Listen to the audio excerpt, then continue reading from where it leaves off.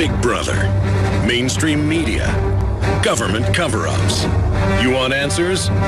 Well, so does he. He's Alex Jones on the GCN Radio Network. And now, live from Austin, Texas, Alex Jones. Well, we've had a pretty dynamic hour of a lot of key information. I think the moral of the story is, no matter how hard the establishment tries, these ghouls, they're not going to be able to hide their crimes forever. But I think it's the naivete of the public that allows us to grow. They have had cases on record in Europe, in the UK, in the US, snuff films, little kids, you name it, with high-level judges, government people, because they start recruiting their own people into government, and then that's a rite of passage or a gang initiation. Like most mafias and stuff, you got to make your bones. You got to kill a few people. You got to testify in court and, lie. You got to prove that you can be a trusted member of the team. But with the real global mafias, you've got to hate humanity and want to hurt innocents. And so for people that care about children and love children and would soon die to see an innocent child hurt, the fact that these ghouls want to hurt children is just lost on us. And so it allows it to grow. Again, the Masonic system, and I'm not defending it, it's just historically with secret construction guilds, colleges. You didn't just give the colleges tricks out. You had to be an initiate. It was secret. It had a lot of religious stuff associated with it. I won't go into the whole story, but I'm somewhat of a lay expert on it and been interviewed by History Channel and others on the subject of the Masons. George Washington was a Mason. He was a really great guy, but he warned about it being used by corrupt groups to create mafias. And now, especially in the UK, it's just become a get-out-of-jail-free card organization. And then there's no justice. And then what do you do when you can't even investigate? Get back into the case you were getting into that's in the news now of strangling boys, running them over with cars after they rape them, and this new lawsuit with Prince Andrew. I mean, there's no way they can hide this forever, Paul.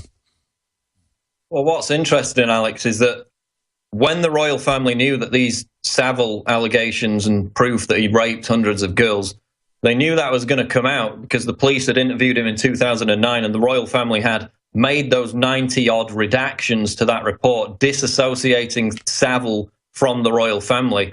After that, they passed a law which changed the Freedom of Information Act in the UK so that letters, emails, and all documents relating to the royal family, the Queen, Prince Charles, Prince Philip, would no longer be disclosed, even if they were in the public interest. So before they knew it was going to come out, because Savile had already been interviewed by police, they'd made these redactions. They then passed this law to prevent those documents being released, which would obviously show their close relationship, which we know the likes of Prince Charles had with Jimmy Savile.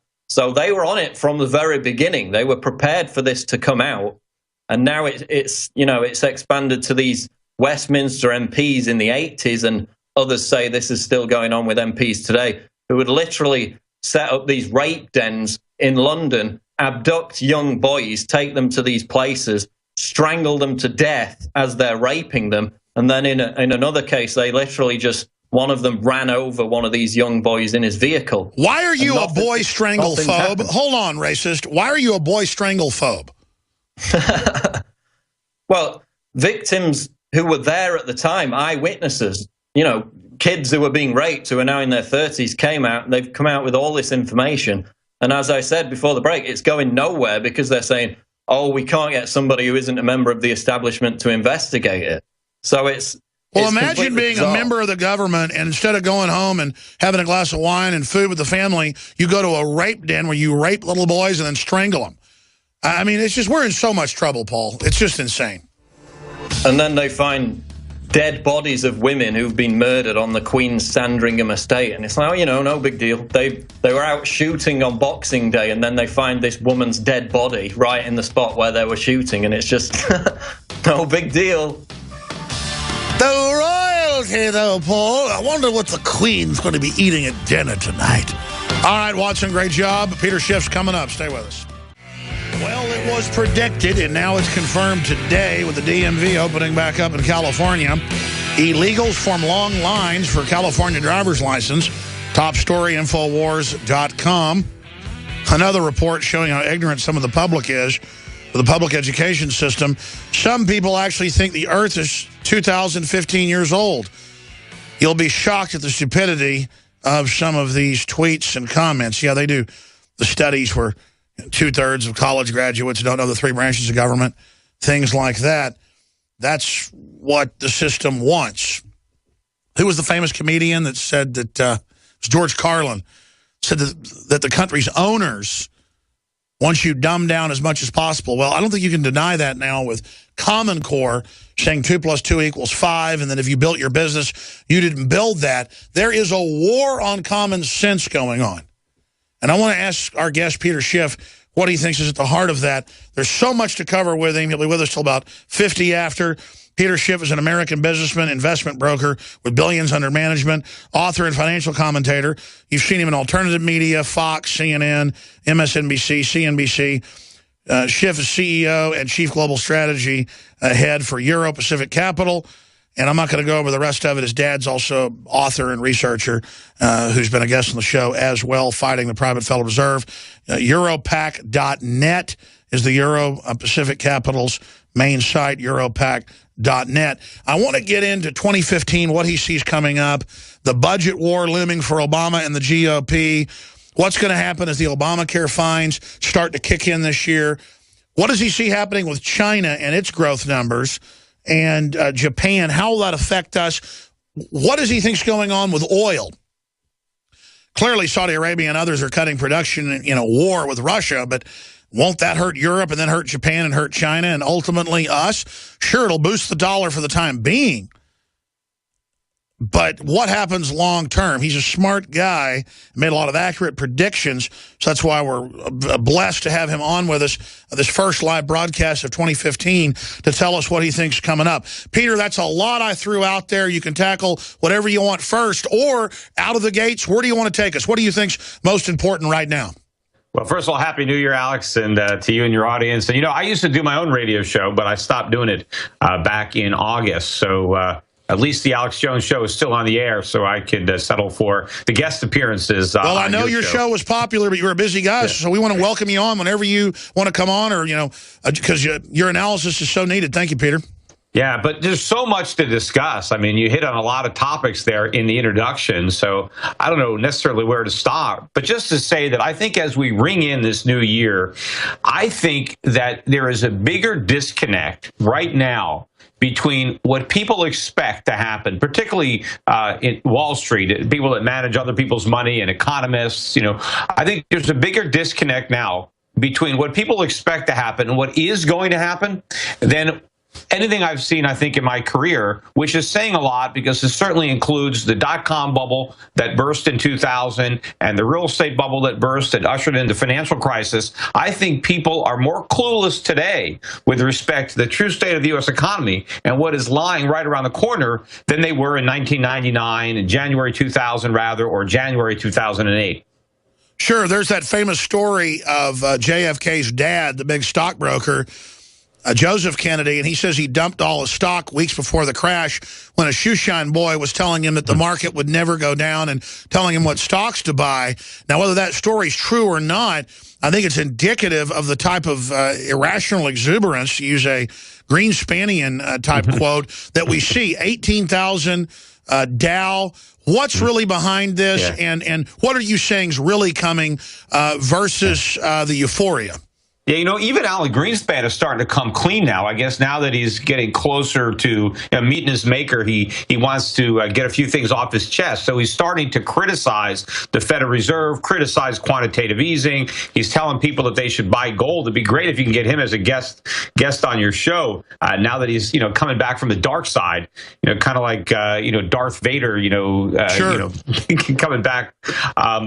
But I think that the real disconnect here is that people actually believe that what the Fed has created is a legitimate economic recovery, and that because we have this real recovery, that the Fed no longer has to support the economy with quantitative easing or 0% interest rates, that we can normalize everything, no harm, no foul, and the U.S. economy is going to continue to grow. The reality is this is the Fed's biggest bubble ever, and I think it's ultimately going to be their swan song, because it may well be the last bubble. This could be the bubble that finally breaks the dollar despite its recent rally and breaks the Fed and the confidence, the misplaced confidence that people have in the Fed, because they cannot end QE, they cannot raise interest rates without bringing on a financial crisis worse than the one that they caused in 2008. And I think for that reason, they will not do that. I think they are ready to queue up and launch QE4 to keep the economy from relapsing back into recession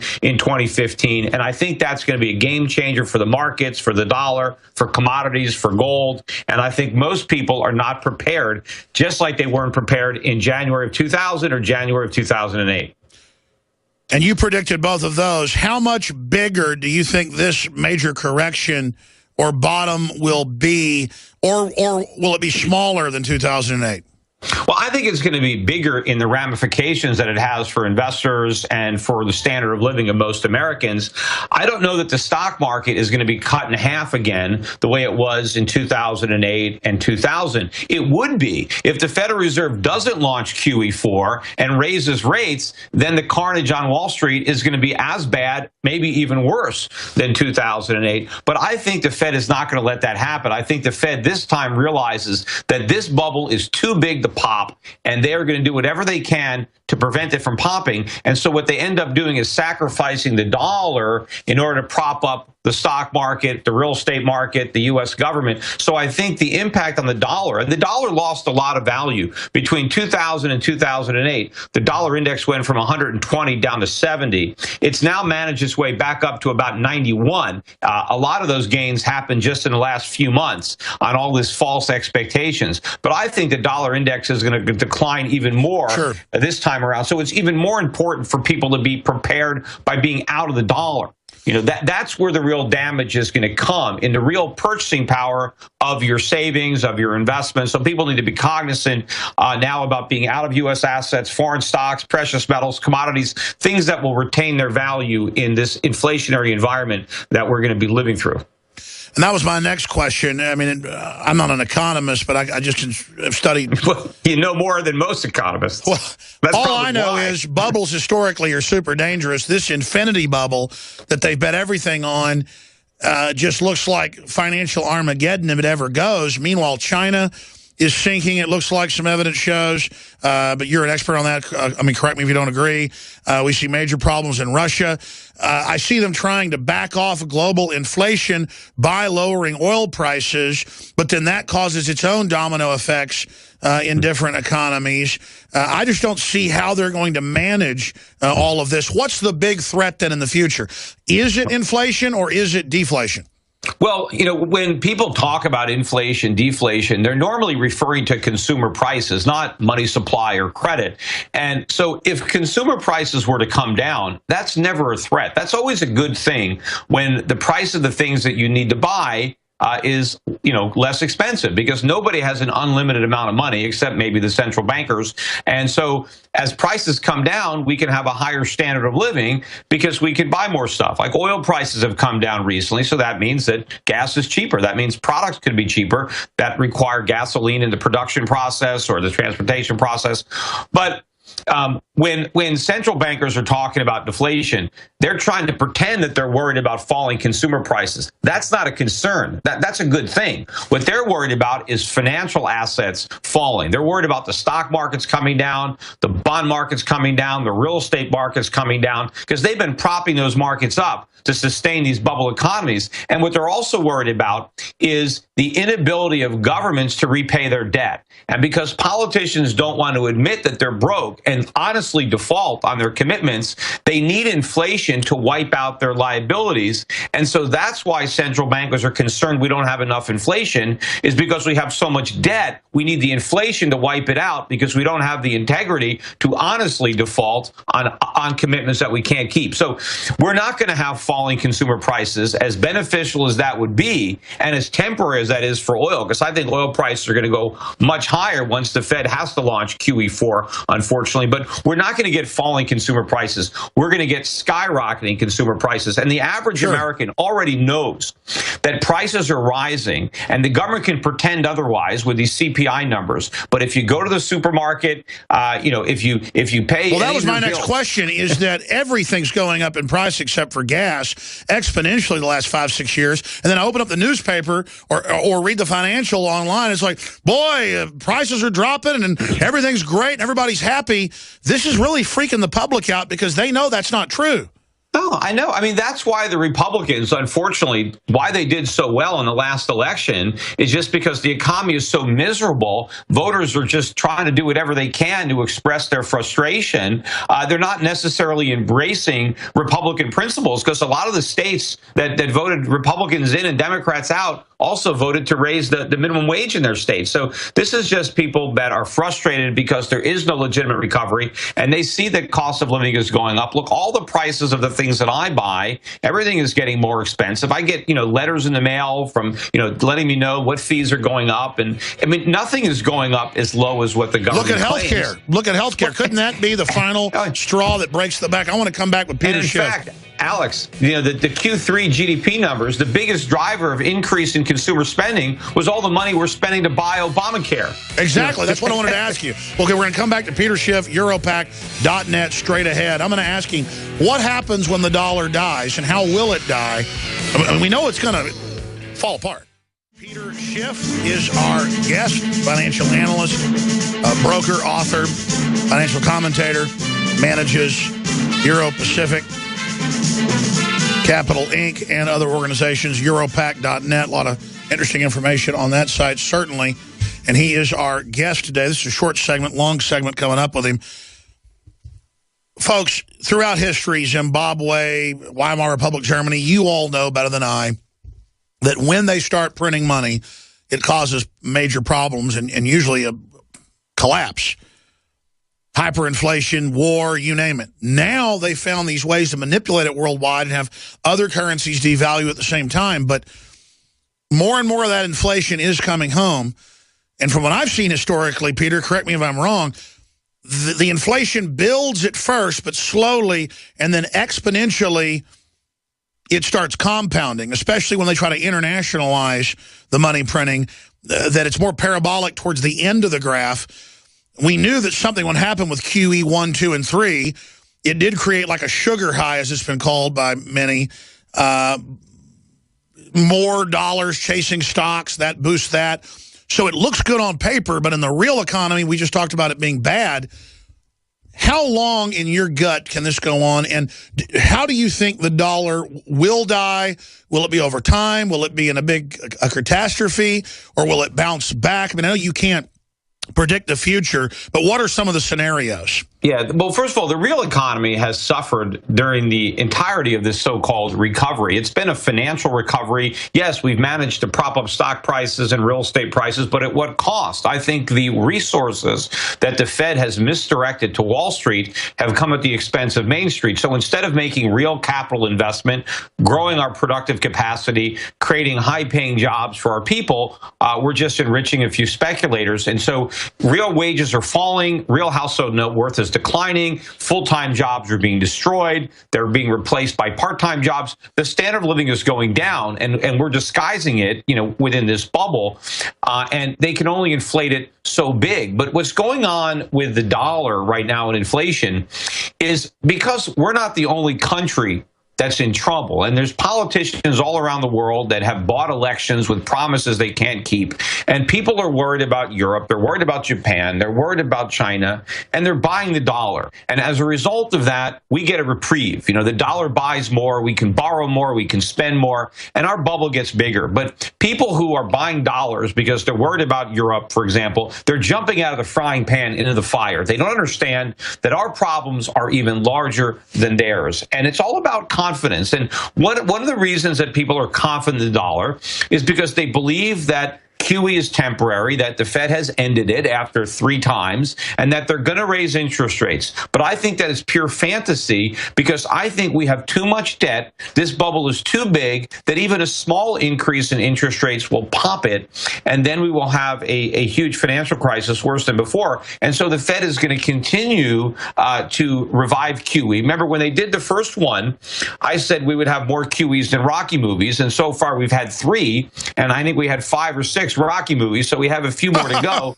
But the reason I knew they would have so much QE is because I knew it wouldn't work. And because it doesn't work, because it exacerbates the very problems that you're trying to solve, the solution is always to do more of it. And I think when we have to come out with a bigger round of QE, that could be the beginning of the end of the confidence. And, you know, look at what's happening in Russia right now. The ruble is down precipitously, 40, 50-odd% or so.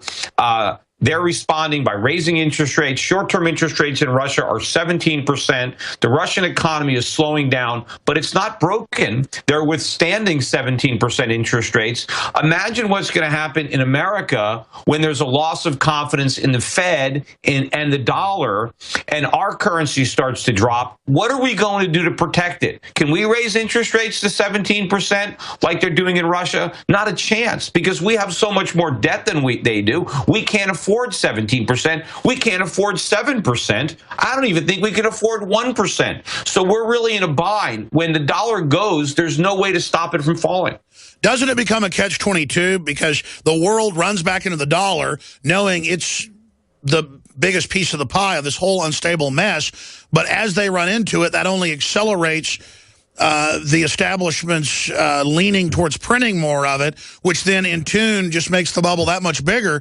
I mean, every bubble is popped. I mean, how big could it potentially get before it pops? It's already enormous. But, you know, as long as people want dollars, we can keep creating them. But what happens when they don't want them anymore? And we've created too many. Look, that's what happened with real estate. They kept building houses as people were buying them. But then when they didn't want them anymore, you had this huge supply of houses that nobody could afford, and the prices come down. Well, when nobody wants the dollars anymore, and we have an enormous supply of them, then, you know, the bottom drops out. And of course, what happens is the Fed then prints more money as people don't even want the money that's there, because we have all this debt that keeps maturing. We have all this short-term debt. Stay there. I want to come back and ask you how it unravels, what it looks like, and then other trends for 2015. Stay with us, Peter Schiff.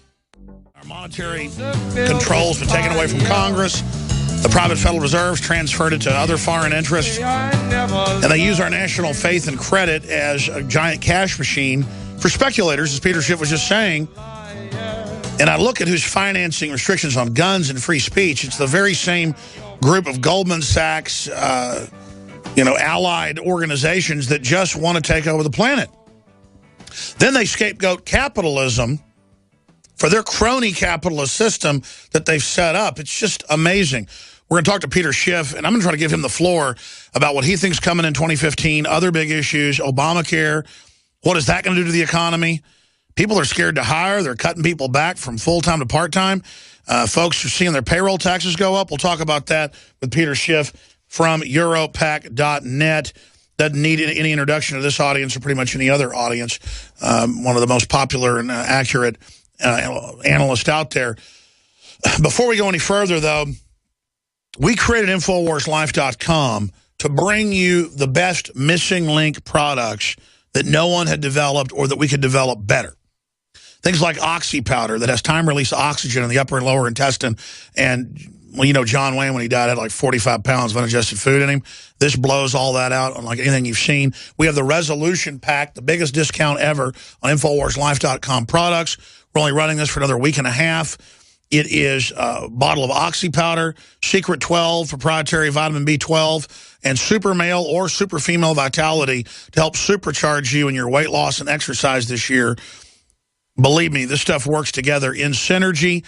InfoWarsLife.com or 888-253-3139.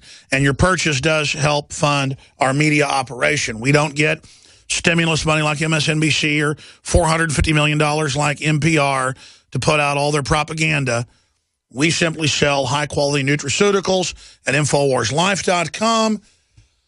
InfoWarsStore.com has all of the Made in America apparel lines, pro-Second Amendment books, films, high-quality water filtration systems, hundreds and hundreds of great products that I personally use, survival stoves, Made in America, pro-gun belt buckles, silver coins, the whole 9 yards. InfoWarsStore.com or 888-253-3139.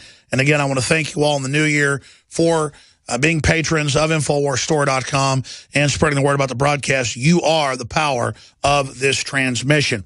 Okay, Peter, specifically other areas of the economy, Obamacare, what to look for next year, what you personally are telling all the folks whose wealth you manage. What are other big issues we face? And then finishing up, maybe now, specifically, what could trigger the dollar dying? What would it look like? What are some of the scenarios? How bad would it be? Would inflation suddenly just explode, or what would that look like? Well, I think I was talking about it a little bit before the break. But, you know, once it changes, it does change very rapidly, because when the confidence is lost in the currency, and we've been printing a lot of dollars because people have wanted dollars, but they wanted them because they didn't understand the fundamentals. When they figure it out, they're not going to want them anymore. Meanwhile, we have an enormous supply. We have all this debt outstanding, and the Federal Reserve has been buying a lot of it, but there has been private demand for that debt as well. But when that private demand is gone, the Federal Reserve is not going to start contracting the money supply. They're not going to start, reducing the amount of money out there because nobody wants dollars anymore. It's going to be the opposite. As people don't want to buy U.S. Treasuries or dollar-denominated mortgages, the Fed is just going to print even more money to buy the bonds that nobody wants. But now you're increasing the supply of dollars just as demand for those dollars is going up. And then the velocity really picks up because anybody who has a dollar wants to get rid of it as quickly as possible before it loses value, because nobody wants to be left holding the bag. So I think once it accelerates, it's not just like a snowball rolling down a hill where it just gets bigger gradually. All of a sudden, I think, you get a lot of snow very, very quickly and you can get crushed. So I think people have to prepare way in advance, before that snowball, becomes a boulder, while they can still do something about it. But there are a lot of warning signs. I mean, you look at the price of oil coming down, and we can all be happy. Hey, this is great. I can go and I can get some gasoline cheaper. But I think this is just an example of what's going to happen in asset markets without the help of the Fed. Because it's not just oil prices that were pushed up by cheap money. Stock prices, real estate prices, bond market. What's going to happen when all the markets look like the oil market? What's going to happen when they all come crashing down like they did in 2008? So, you can be happy now, but you have to understand the reason that oil prices are coming down is not good as far as what's going to happen to the economy in the short run. And, it didn't stop the big drop in oil prices in 2008, didn't stop the Great Recession. It didn't stop the financial crisis. We still had it, even though we had the relief of cheaper gas. So I think without the Fed doing another round of QE, we're going to see that kind of carnage in these other asset markets. And, I think this whole recovery, because remember, the recovery that the Fed built is based on asset bubbles. That's the foundation of this financial recovery, is stock prices going up and real estate prices going up. But This is not benefiting the average American. The average American doesn't own stocks anymore. That's why CNBC's ratings just hit a new record low in 2014, despite the fact that the stock market is going up. And home ownership rates just hit a new 20-year low, despite the fact that real estate prices are going up, because the average American can't buy a house, even with the lowest mortgage rates ever and 3% down payments. They're still too broke. And so most Americans now, or more Americans, are renting. And so the wealth is only being distributed to a very small fraction of the population.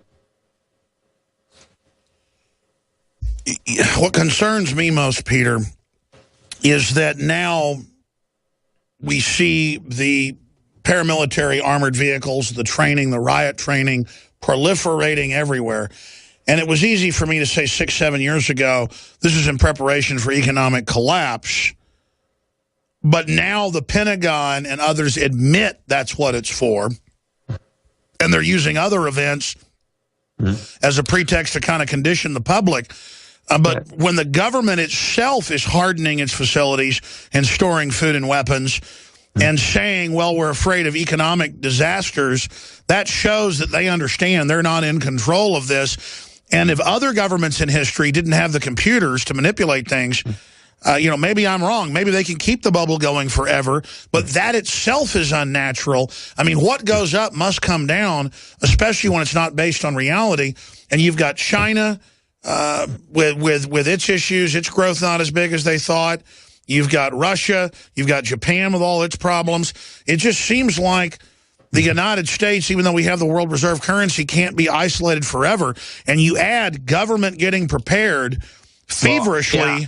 And I think because the dollar is the world's reserve currency, we've been spared from suffering the full consequences of our own profligacy. And that's what can't go on forever. And I think one of the burdens that the global economy is bearing right now is supporting the United States. We just had our trade deficit last week, and we had our biggest deficit ever in manufactured goods. So that means the rest of the world has to manufacture goods that we consume, but we can't afford to pay for. There is a big cost to supporting 300 million Americans who collectively are no longer very productive because we're involved in all this service sector employment, and so many Americans don't even work anymore. I mean, you mentioned that, the shrinking labor force participation. One of the reasons, the primary reason that the unemployment rate has come down is because, one, so many people have left the labor force, they've just thrown in the towel, so they're no longer counted as unemployed. But a lot of people have had to accept part-time jobs in lieu of full-time jobs. And so they're not counted as being unemployed either, but they're underemployed. And in fact, if you look at the people who are getting jobs, the net jobs are going to people who are in their 50s and 60s. Labor force participation among 60 and 70-year-olds is rising sharply. And for 20 and 30-year-olds, it's collapsing to record lows. You've got older people who don't want to work, who are being forced into part-time employment in order to pay the electric bills. And then you have Americans in their 30s and 40s who need full-time jobs, but all they can get is a part-time job. And the younger people who maybe want a part-time job while they're in school, they can't even get those jobs because their grandparents have those jobs, and they get, they can't compete because they don't have the skills or the experience. Sure. And now you've got all these people say, well, the solution is to raise the minimum wage because everybody is stuck with a minimum wage job. That's not going to solve the problem. That's just going to destroy the minimum wage jobs. In fact, 20 states were dumb enough to raise their minimum wage today. And so that's going to make it that much more expensive for businesses to hire people in those states. And so there's going to be I was about to say, explain to people why a minimum wage is a bad idea and never works. Well, because you cannot dictate productivity, right? The government can set a price, but they can't force anybody to pay that price. So when it comes to labor, if the government wants to say, well, you've got to pay somebody $10 an hour, or you can't hire them. Well, if that person doesn't deliver $10 of productivity, then no employer is going to hire them. And so what you do is you make it illegal for significant percentages of the population to get jobs. And the people who are most affected are younger, low-skilled workers who desperately need a job. they need a job and work experience more than they need the money. Because if they can get their foot in the door and actually learn something on the job, then years later they can make many times the minimum wage. But if you knock the bottom rung off of the job ladder, then millions of people never climb on. So it's not the entrepreneur or the business owner that suffers. It's the guy who doesn't get a job, who doesn't get a career. And of course, all consumers suffer because they end up paying higher prices for the goods that they buy. There are, this is one of the dumbest things you could do, and it's one of the simplest things that you can even explain, because it's just basic supply and demand. Everybody knows if you make something more expensive, as the price goes up, the demand goes down. So if you make hiring people more expensive, then fewer people will get hired. I mean, that's basic economics, and you can't get around that any more than you can get around the laws of gravity. Well, that takes me to my next point. Your dad, best-selling author, writing about the Federal Reserve, writing about the IRS from a conspiratorial angle. Look at how it's been proven the IRS is persecuting people politically who are libertarian, Christian, or conservative. You have always taken the approach of, it's just corrupt forces, but there's not really a centralized conspiracy. But from the Cloward and Piven liberal socialist perspective, they knew NAFTA and GATT weren't really free trade and would actually get rid of our jobs. They know Obamacare will make tens of millions of people be kicked off full-time to part-time. They know raising payroll taxes will push people into poverty and just make them go on welfare. They know, as you said, 2 + 2, supply and demand. We know what this does. So the social engineers, I'm not saying it's one monolith, but they really do want us domesticated. They want us dependent. They want us a service economy. Well, the government always wants to create dependencies so that way they can count on your support. When people are bankrupted and the government promises a handout, that's what Harry Brown used to always say, that the government is great at breaking your leg and then handing you a crutch and then saying, see, without me, you couldn't walk. This is the strategy of government. But government destroys every industry that they infect. So it is a conspiracy, though. Well, not necessarily a conspiracy. People are just acting in their own self-interest. Politicians want power. And since, unfortunately, it's a democracy and not a republic, the power is where the votes are. And so they need to count on votes. And this is what they do. Like, look at education. The government got involved in education. And what is the consequence? Look at colleges. The value of a college degree has collapsed, but the price of getting one has skyrocketed. And so now, because of government, we have kids 23, 24, 25, finishing a 4-year degree. It now takes 5 or 6 years to get a 4-year degree. You graduate, you got $50,000 to $100,000 worth of debt, and you know nothing. You majored in some Mickey Mouse liberal arts, discipline, and so you learn nothing valuable. You have no marketable skills, and because everybody and their brother has the same worthless degree as you, it means nothing to I was about to say, apprenticing. I mean, in the old days, people would go worldwide and be an apprentice for a year or two, proving how hard they would work to then get a good-paying or high-paying job with that company. And many times, the head of the firms, whether it was a factory, a law firm, brokerage, 100 other professions, carpentry, was whoever was the smartest and hardest working. Lawyers didn't used to go to law school. No. They went and apprenticed with another lawyer and then sat in front of the bar. So they've gotten rid of that completely. I mean, interns. Alex, you try to get interns and even pay them, they won't do any work. Carnegie, Mellon, Rockefeller, billionaires never went to college, never went to high school. Some didn't even graduate elementary school. It used to be very rare in America to go to college. If you wanted to be a doctor, I made you go to college, but most people didn't go to college, and they were able to be very successful, whether they had a blue-collar career or ended up being the head of a Fortune 500 company, working their way from the mailroom to the boardroom. They didn't start in the mailroom with a college degree. They just worked hard, and they worked out of that mailroom. But now you can't even get into the mailroom probably without a college degree, and even then it's probably hard. But I did this video. I don't know if you ever saw it. It's on YouTube. I did it when I was at the New Orleans conference a couple of years ago. And if you go on YouTube and you type in my name, Peter Schiff College, you can see this 5 or 6 minute video where I'm walking around Bourbon Street and I'm interviewing all the the bartenders and the pedicab drivers and the barkers at the strip clubs, and I'm asking them if they went to college, what their major was, how much student loans they have. And just about everybody I talked to was a college grad doing menial jobs. And this is the reality. And thank the government for this. This is why, they have created this bubble in education, in college degrees, just like they created a bubble in housing. We have a bubble, in the dollar, in the bond market. All this thing collapses. I mean, it's collapsing now in education because you got all these young kids who are now too broke. They left home to go to college, and now they're right back in home in the same bedroom that they grew up in because they're too broke to move out of the house. Even if they get a job, they can't make their student loan payments, and there's no good jobs available because the government has destroyed the economy. Exactly, and now the answer is more education, more debt, when all you learn is a bunch of political correct garbage. But that was the point I was getting at, is that you used to go to work in companies, and the college was learning how that company worked and how it operated, and then if you performed, then you would move up. But more and more, people with college degrees, you name it, they don't want to work. In fact, they think and so it's not just the elite here. We become a nation of TV heads, Peter, and I'm really worried about this country. But what you even do in college, very little of what you study has any relevance to any job that you might be able to get once you graduate. And most people, college is just a 5 or 6 year excuse to have a party. You go to parties and you go, and you get drunk and, that's it. You don't really learn anything. You just go through the motions because you've been brainwashed into thinking you need to have this diploma, and that somehow is your ticket to Easy Street. And if you don't have this diploma, you're going to be nothing. I mean, Peter, we've got a final segment. Stay with us for another 5 minutes, 6 minutes. On the other side, Europac.net. I want to come back and ask you about other trends in 2015, what you think is going to happen with Obama, the Republicans, if they don't repeal Obamacare, how can they get away with that? Looks like they may remove Boehner. Good news on that front.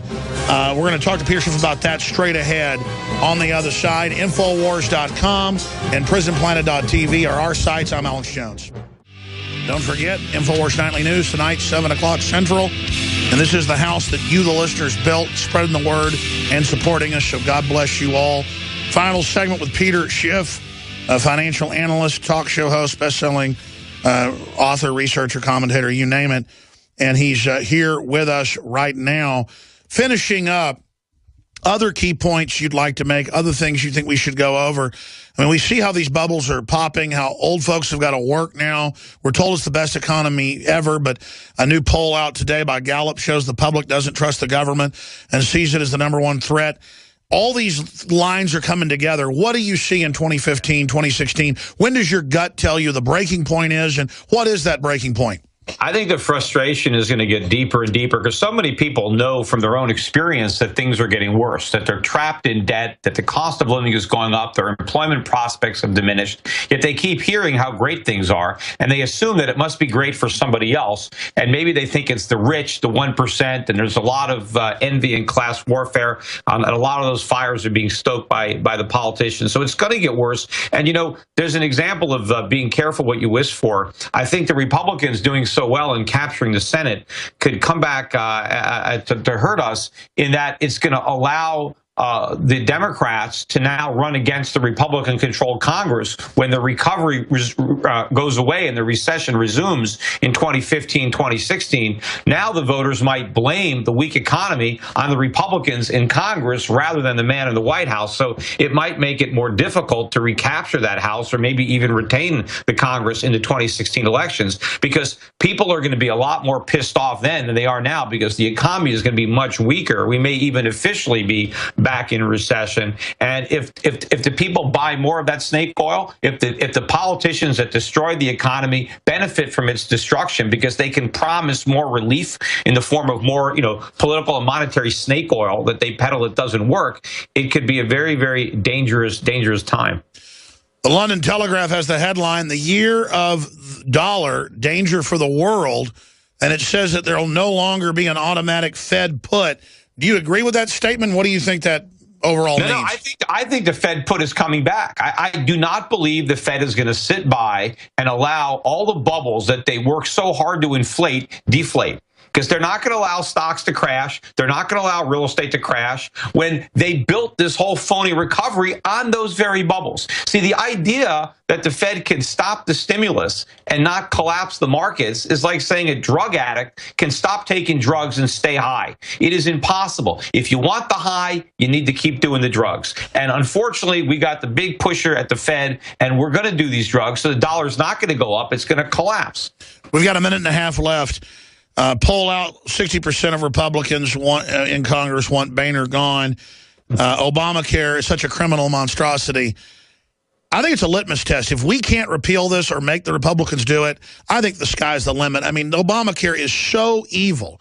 As somebody that has 45 people working for me, knowing how healthcare works, my dad's been in healthcare management, it's so evil that if they can keep this in place when it's so unpopular, even with Democrats, then this country's done. And it's just getting started. I mean, remember how when they first made these promises about Medicaid or Medicare, it was supposed to be so small, cost so little, and that thing blew up. This is a much bigger experiment than that, and it's blowing up, right out of the gate. I mean, so this thing is going to be much bigger. I guess the good news is the whole economy is going to collapse before we have to deal with the full weight of the problems brought about by Obamacare.